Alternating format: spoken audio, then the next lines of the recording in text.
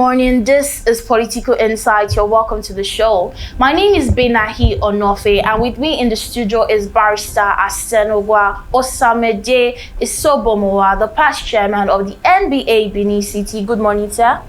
Good How are morning. you doing? I'm fine, thank you. It's good to have you in the show today. It's my pleasure.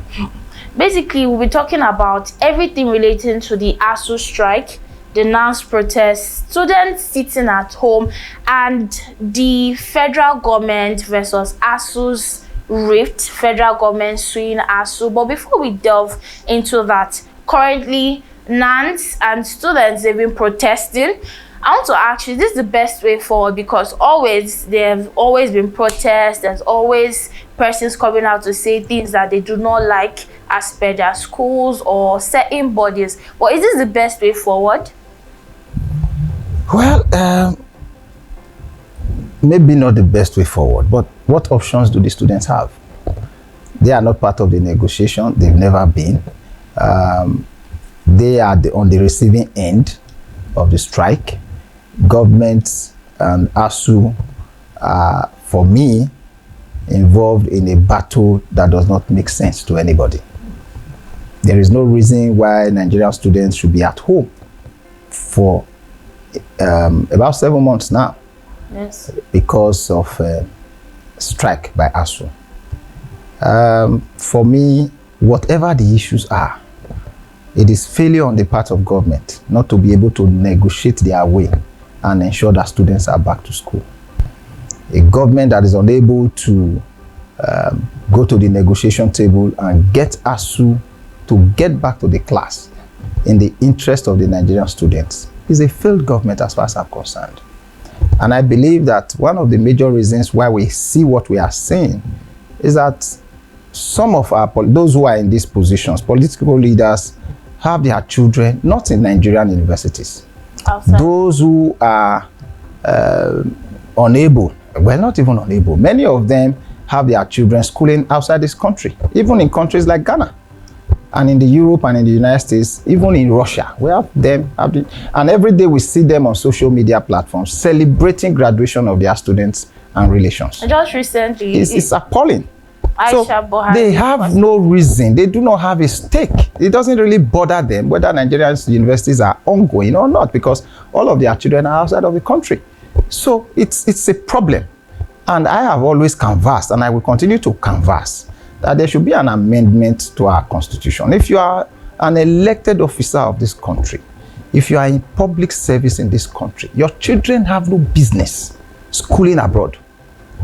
They must be in Nigeria, not even private. They should be in public universities so that you will know the impact such things will have on the children of the ordinary Nigerians. So for me, it's an unfortunate situation. And then the students, they have been pushed to the wall. I mean, this is their future. It's their future. We are playing and we are gambling away the future of these children. But the protests right now, because they blocked major roads to the airport and what have you. Some Nigerians are reacting that they should tackle the government directly and not just other Nigerians trying to go to work or go to other places, because it's like everybody must feel the heat, must understand the temerity of what is going on. But that's what I'm asking. Them blocking the roads, them just not directly facing the government, because it's more like all these measures have little or no effect on the government. Well, I don't agree. It does. It does. Because whether we like it or not, it's the world is becoming a global village. The world is watching. So, and there are so many people who have felt unconcerned, who have not said anything as to the issues that are on ground. By this action, everybody's attention is being drawn to the issue. The students are fed up. So whether they are blocking the airport, whether they are blocking the highways, whether they are going to government house, that's not the issue. The issue is that there is demonstration. Do you think it will even okay? Yes, so many of our people, again, it's not the ordinary poor people that goes to the airport. So if they block the airport and it's affecting people, people are just being selfish.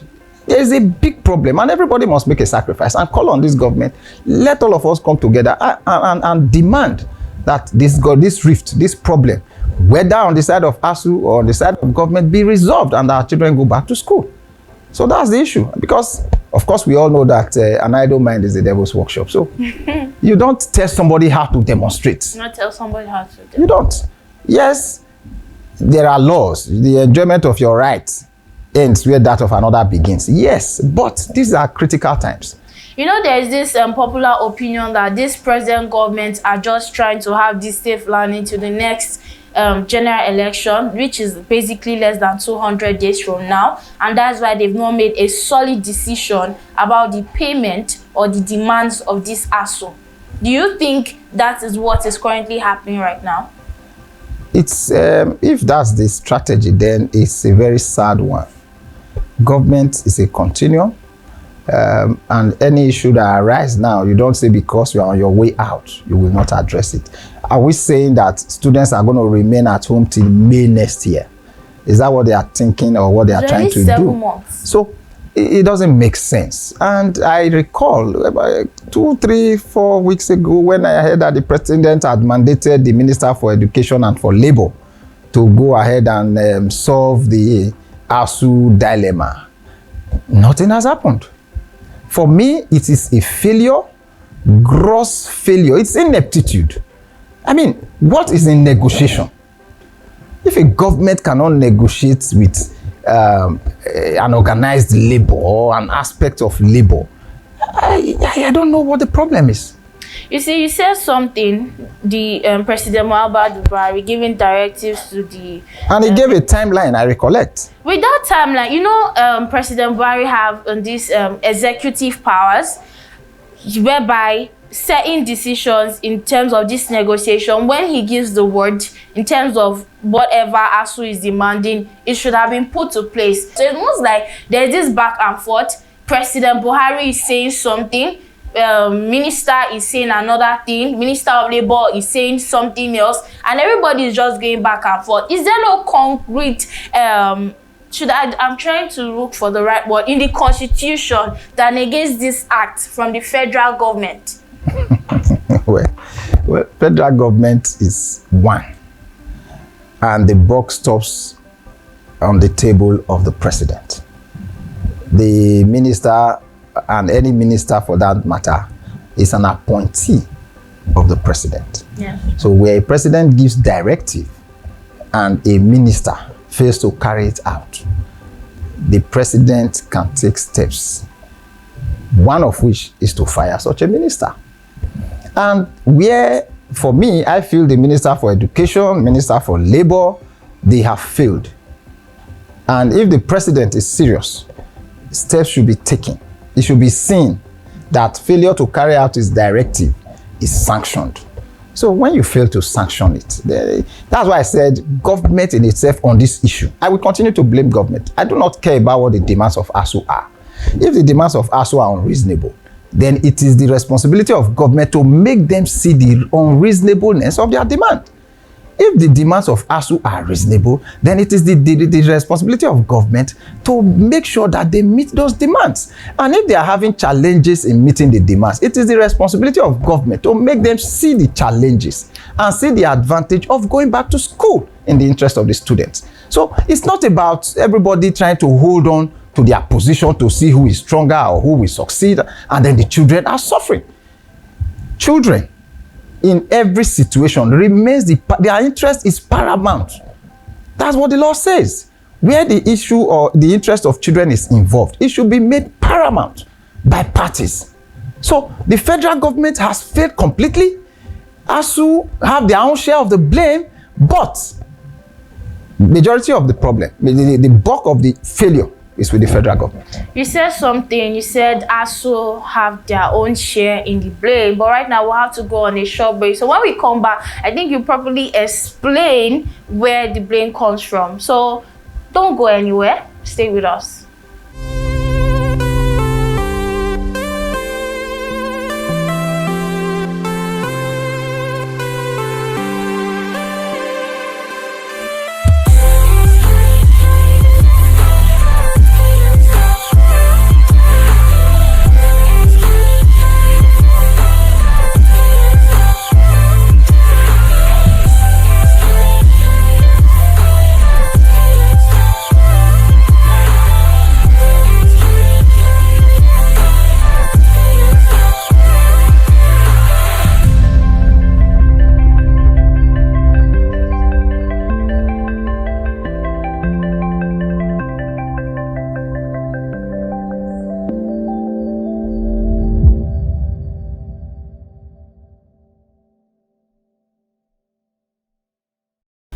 You're welcome back to Political Insight. Thanks for joining the conversation. Before we went on a short break, you talked about the federal government and ASUU have certain blames that they should share, but people are of the opinion that the bulk of the blame should be on the federal government as they've not met the demands of the ASUU. But in your own life, what do you think, or why should ASUU even be blamed?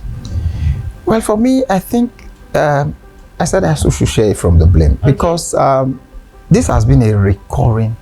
In fact, from even when I was in the university, I suffered the same thing, and those were over 20 years ago. And it keeps recurring. It's almost like you cannot be a Nigerian student and be in a public institution at the university level and not have a bite of ASUU strike. So for me, these are issues that probably would have been resolved long before now. And secondly, it comes to a point where you must insist on the minimum you should get from government at every point in time. Okay. You cannot continue, because once you go to the negotiation table, negotiation is about give and take. You can't go to a negotiation table and say you must get everything that you demand. So ASUU should be specific as to the minimum they can get for this period. Okay. And because at the end of the day, like I said, people are suffering. People are at home. And the longer you keep them, the more problem it is for the society. It is. And so many of our students, those that can afford it, have left this country now. People are trooping out of this country on a daily basis. Go to the embassies and see what's happening there. And then the government is unconcerned. They are not bothered about it. It's sad. So for me, I think ASUU must understand. Again, government has to put it on the table. And once this is satisfactorily done, and you do not have, for instance, government says, oh, you are demanding for 1 billion. This is the resources available to government. This is what we can do. This is what we can give for now. This is how we intend to meet this demand. And so should not say, no, this demand, all of them must be met at a time. In the interest of the students. Speaking of the interest of... Because I think the last time I heard, they said the federal government said they are not going to pay for the days or the period for which ASUU did not work. No work, no pay. And then ASUU is saying, no, you must pay me for that period of strike. And we said, who is paying the student for the time that has been wasted? Who? There's no form of compensation. Who is going to pay the student? It is in the law. No work, no pay. Yeah, it's there. But ASUU cannot insist that you must pay us for all of the time that we did not work. They cannot, because that's the law. So if you are negotiating and you are able to negotiate, and the federal government says, okay, fine, even though it's there in the law, we will still pay, and this is how we will pay, ASUU should back down. Because really, I've had the arguments from the ASUU president who said, or chairman, who said, no, when we resume now, we are still going back to where we stopped. We are still going to teach the students. But they have lost time. Exactly. The sleep you didn't sleep yesterday, you now say you slept 4 hours today. It's not a replacement for yesterday's sleep. It's not. So for me, you cannot be that selfish to say, unless you now pay me, and then the basis for which the strike is continuing for another, say maybe for another 4 or 5 months, is because you are insisting on payment of your salary for the period you didn't work before you go back to school, is unfair. You know, you said something about the interest of the students. Right now, I think the bone of contention is not just ASUU resume, federal government meet the demands, because we're also talking about quality of education. I remember, I think it was last year or last 2 years whereby ASUU went on strike. I think it was also during the COVID period. And when they resumed, a certain university said, oh, they are going to merge 2 sessions. Let's say an academic calendar says 8-10 months. No, they were going to merge both sessions within the space of 5 months. Yes, the chairman or president is saying that, oh, they are going to have this full session and what have you. But the quality of education is still at stake, because you see lecturers, in fact, some of them apparently relocated to another school so that they can work there and what have you. That's why you have vast knowledge about how the constitution works. How best can we hold the government accountable, because it's more like, oh yes, the APC government, but it's more like it's various governments. So in the constitution, is there something that can hold this or various governments accountable, that on no account should students be should this particular body be on strike and what have you? Because it's always like 6 months, 7 months strike, 3 months strike, and things are happening in this process. Students died during this strike, things that could be averted. So how best can the constitution, I don't use the word harbor, but accommodate the basic necessities of Nigerians? Well, I think for now, we really do not have any problem with our constitution. The only problem we may have is the provisions of Chapter 2 of our constitution, which deals with the fundamental principles of state policy. Part of it is that, it's the right of every Nigerian child to have access to quality education. But unfortunately, that chapter of the constitution itself has made it unenforceable. In other words, it's not justiciable. You can't go to court against government to say, oh, the constitution says you should give me quality education. Because you have failed, you sue government. You should give me quality health, good health, and all of that. That's the challenge. It's like the constitution has given that to the government as its responsibility to perform, but at the same time says you cannot sue government on those issues. So that's the problem. But I think it's high time we begin to look at the justiciability and enforceability of the provisions of Chapter 2 of the Constitution, which deals basically with the functions and responsibility of government to the people of the country. Until we do that, that's the limitation.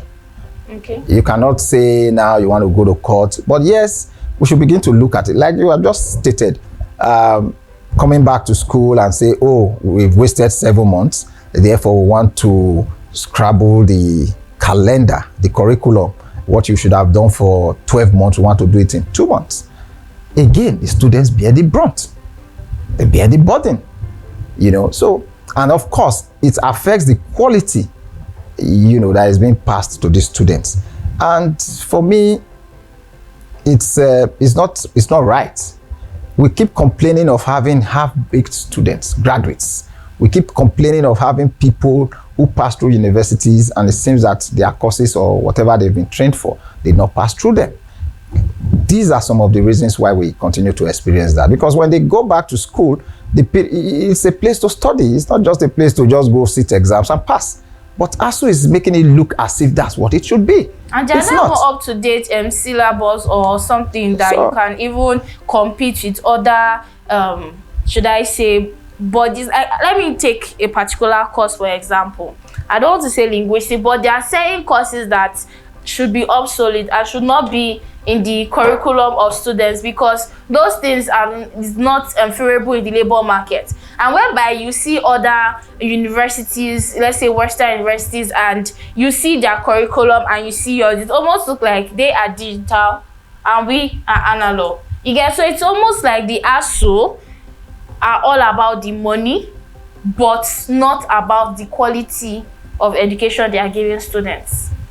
Yeah, I think our own curriculum requires a review to meet with the present realities of society and development. And I think basically that might not be entirely the responsibility of ASUU, because there are regulatory bodies, there are bodies, but ASUU can push. ASUU can push. There are courses now that should be taught at universities. Some of them are not being taught. There are better ways of teaching, these days, which probably that's not even the focus of ASUU and of our governments, because like I said, they do not really have a stake. They don't, because their children are not here. They are not in these federal universities. So it's if they really have nothing to lose. What if they open the floor for this negotiation process to be a triangular form, not just the federal government and ASUU? What if the federal government, ASUU, and NANT? Proper. Federal government, ASUU, and representative of parents. Parents, so Yes. it should be a square board. Yes, there should be, because we don't really know what goes on at that negotiation. We don't. Okay. We don't. Even the students should be part of it. There should be a representation from the body of NANS at that meeting, because they are the people affected, so that they will properly situate at whose doorstep these issues or these problems are coming from. So for me, federal government comes today and then, look, why can't this meeting continue on a day-to-day basis? Why would you go for a meeting? You say it's deadlock. You adjourned for 6 weeks, for 8 weeks. To do what? It's because they don't see the seriousness and the danger of keeping our children at home. If you say you are negotiating, do it from day to day until you achieve result. Until you achieve result. So no, they meet today, drink tea. After 2 hours, they go home. And then they come back 8 weeks after. And students are at home. And then you can sleep. As Minister for Education, as Minister for Labor, you can sleep. The President of the country, you can sleep. There is this unpopular reaction, because when you go through social media, not just social media, different platforms, you will see that certain opinions hold that ASUU is also using this as a propaganda against this APC government. Do you also see it in that Look, light? I don't want to sound political. Okay. All right. For me, as a person, opinion is a blight, is a stain on this government that turns out to be an APC government. For me, I have my personal opinions, and I think the APC has been a disappointment because they came on board on popular acceptance of coming to change what we were used to. But then some of us asked, what kind of change are we really talking about? Because there are different kinds of changes. And what I see now is that they probably did not promise us a change for the better. But Nigerians were so impatient to ask and demand what kind of change you are coming with. So for me, as of today, they have brought a change for the worse. Meaning that they are not to be blamed. They said change. Nigerians didn't ask what kind of change. Wow. Wow, wow, wow. Speaking, okay, right now, they are still canvassing for the support of Nigerians, the votes of Nigerians, to support them coming next year, the general elections. Do you think there is something different that this government or this administration have to offer next year, maybe next 4 years or next 8 years, in your own opinion?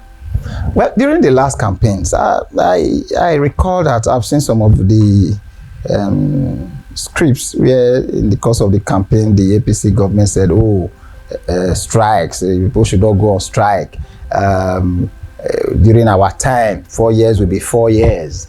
You are in the university, 4 years will be 4 years, and all of that. It's they have failed. They have failed. And I believe Nigerians must take stock. It's time to go beyond partisanship. Okay. For me, it's not about the APC as a party has been a disappointment. They have failed in more than 90% of what they promised Nigerians. And if you go to the streets, it's there. And then you are coming again. Why, for instance, in the course of this campaign, I've not heard in the course of discussion, because campaigns, technically speaking, have not started. I do not know what they are coming to tell Nigerians. And I do not know how they intend to convince Nigerian students of voting age to support them. I do not know how they are going to do that, because they've made a mess of the whole system. For you, do you have a preferred candidate? The preferred, for me, as for a candidate, is personal to me. Okay. I believe that Nigerians, because I always have my own basis, criteria that I use to select a candidate. Okay. And at the end of the day, I'll have a preferred candidate. I'm not going to impose my own candidate, but if we are to analyze the candidate, I have a preferred candidate. I do have a preferred candidate. And what do you look out for in this candidate before you said, oh yes, I should go for this person? What criteria did you look out for? You know, people vote for good, for bad, or for no reason at all. Okay. For me, there are issues. First, maybe when I say this, people will say, okay, this is where my preference is. Issue-based. First, issue-based. And, you know, people misinterpret the issue of issue-based. Okay. I heard somebody saying, oh, this campaign, is it going to be issue-based? Our campaigns, they are always issue-based. Whether it is now the right issue is the question. True. Some people will tell you, oh, it has to be north or south. That's an issue. But is it a proper issue? Some people will tell you it has to be Christian or Muslim. That's an issue. But is it a proper issue to determine who should lead the country? Some people will tell you, oh, it's my turn, it's our turn. Is that an issue? For you, what criteria did you look at? For me, first, equity, fairness, and justice. Okay. I do not see any reason for me today in Nigeria why an Easterner should not be the president of Nigeria. If you are talking about zoning, the north, the southwest has taken. Yes. The north took, and by accident, the south came in because of the death of Yaradua. Yes. South contested again. We have taken 6 years. Then the north took 8 years. We are coming back to the south, and you want it to go to the west? For goodness sake, why can't the east produce the president of this country? The east has said we have been marginalized. Okay. And you said, no, you are not being marginalized. We are being marginalized. We want to leave. You say you can't leave. You are part of Nigeria. But you can't be president? Why can't an Easterner That's like double standards. So be the president of this country? And I do not think any Easterner will come and be president of Nigeria and be worse than what we are having today in this country. wow, you said a lot. So for me, fairness first. Secondly, you must now look at the person. Okay. Capacity, your pedigree. Where are you coming from? What have you done? What are you doing? By the time, you know, every other thing put together, you should have that. You should have good health. You should have, you know, some level of capacity. Those are the things we should look out for, because leading this country at this time, it's either we get it right now or we also continue to have ourselves to blame. I feel Nigerians made a mistake in 2015. We are paying for it, and if we are not careful, we'll continue to pay for it, even after 2023. Wow. Thank you so much, sir. You really said a lot. Gave us more understanding that many persons right now, I'm sure they are in the light of many issues. And taking from what you said, if we don't get it right now, we'll have ourselves to blame. Once again, thank you so much for being on the show, sir. And guys, you can join the conversations on our various social media platforms on YouTube, Instagram, and Facebook. We are still VOS TV Nigeria. My name is Benahi Onofe. Thanks for watching.